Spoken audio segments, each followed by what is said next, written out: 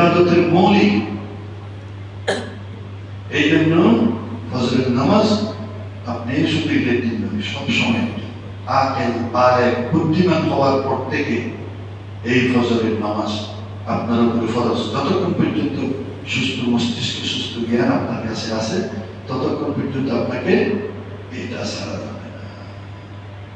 এই জিনিসটা আমাদেরকে বুঝতে হবে। ঈদের দিন তাহলে এই সুন্নাহটা আমাদেরকে মহানবী সাল্লাল্লাহু আলাইহি ওয়াসাল্লাম এই সুন্নাহটা দিয়েছেন, এবং সেই দিন আনন্দ, প্রাণ চাঞ্চল্য, উৎসব, এই সবগুলো ইসলামের নিয়ম মতে হতে হবে, ইসলামের বিপরীত হতে হবে, ফলে চলবে না। ওই যে ইহুদিরা পালন করে নবুস মেহেরজান, ওরা বাদ্য, গান, বাজনা, নাচ, বেহায়াপনা এগুলো নিয়ে ওরা উদযাপন করে। মুসলিম উম্মাহ যদি ইহুদিদের মতো গান, বাদ্য, বাজনা, অশ্লীলতা এগুলো করে যদি উদযাপন করে, তাহলে ইহুদি আর মুসলমানের মধ্যে আমলের কোনো ব্যাসকম হইল না। কারণ মহানবী সাল্লাল্লাহু আলাইহি ওয়াসাল্লাম ইহুদিদের আমলকে নষ্ট করার জন্য মুসলিম আমল দিলেন, ইসলামী আমল দিলেন।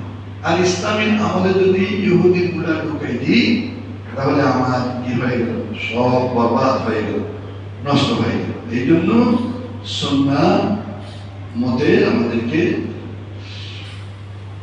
ঈদের জামাতের সময়টা হচ্ছে সূর্য উদিত হওয়ার পর থেকে, সূর্য উদিত হওয়ার পর থেকে ঈদের নামাজ, এবং কারণে অকারণে জোহরের আগ পর্যন্ত সময়ের মধ্যে ঈদের জামাতটা সূর্য উদয় হওয়ার পর।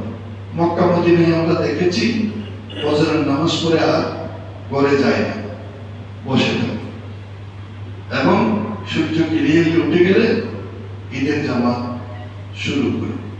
কারণ আবার ঘরে চলে যাওয়া, আবার আসা, এটা কিন্তু বিশাল জামাত, বড় জামাত, এতগুলো মানুষ আবার ঘরে চলে যাওয়া এবং আসাটা, এটা কি হয়ে যাবে?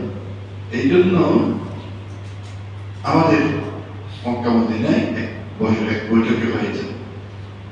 আর আমাদের এখানে মানুষের অবস্থা, গরিবের অবস্থা, প্রেক্ষাপট সবগুলো বুঝে শুনে আমাদেরকে হিসাব করে আমরা টাইম নির্ধারণ করি। এই হিসেবে ঈদের জামাতটা, ঈদের জামাত নামাজ পড়ার ব্যাপারে কিছু নিয়ম আমাদের আছে। সে ওয়াজিব সালাতটা 2 রাকাত ওয়াজিব সালাত, মাসিকটাতে তাকবীরাত 6 তাকবীর অথবা 12 তাকবীর, বিভিন্ন রিওয়ায়াত আছে।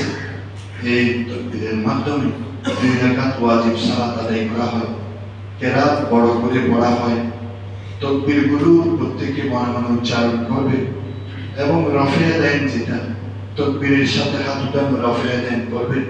এটা হচ্ছে নিয়ম, তরতিব, এই নিয়মে করবে ঈদের সালাত।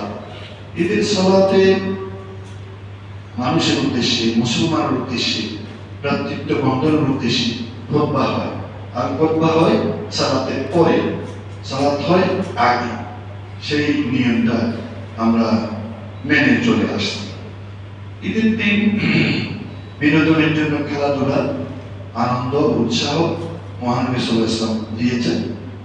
নবী করিম সাল্লাল্লাহু আলাইহি ওয়াসাল্লাম শরীর চর্চামূলক খেলাধুলা এটা করা যাবে, এবং ঈদের দিনে অন্যান্য বিনোদন না করে ঈদ উপলক্ষে বেড়ানোর নামে বেপরদাগি, বেল্লাপনা, অশ্লীলতা, এবং ঈদ উপলক্ষে বিভিন্ন প্রকারের অনিসলামিক পোশাক, বিশেষ করে মেয়েদের পোশাকের ক্ষেত্রে যেটা অনিসলামিক পোশাক, সেটার ব্যাপারে আমাদেরকে সতর্ক থাকতে হবে।